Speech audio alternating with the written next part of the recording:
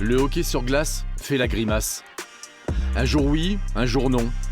À l'arrêt avant de se remettre en marche, la saison 2020-2021 de la Ligue Magnus est décousue, pour ne pas dire chaotique.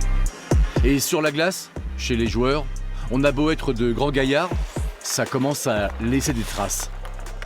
Il faut faire avec et puis prendre, je pense, chaque jour comme une opportunité de progresser. C'est toujours un petit peu plus compliqué parce qu'il y a des jours où il y a un peu moins la passion et c'est normal, c'est un contexte particulier, mais il faut faire avec. C'est un championnat avec peu de points de repère qui se développe au jour le jour, au gré des charges du coronavirus. Une triste saison façon peau de chagrin, réduite à une vingtaine de rencontres là où on devait en jouer plus de 40. Au revoir les semaines pleines, bonjour la peur du vide. On vit un petit peu au jour le jour, parce que demain on ne sait pas de quoi il fait. Donc c'est une saison un petit peu compliquée, mais il faut surtout se préparer pour quand ça va redevenir à la normale. Donc. Un retour à la normale, un retour au temps d'avant. Le temps d'avant le port du masque obligatoire et de la distanciation sociale. L'époque des patinoires pleines comme un œuf. C'était juste avant que la Covid n'en fasse des coquilles vides. Que le public, s'il n'est pas là, il reste quoi?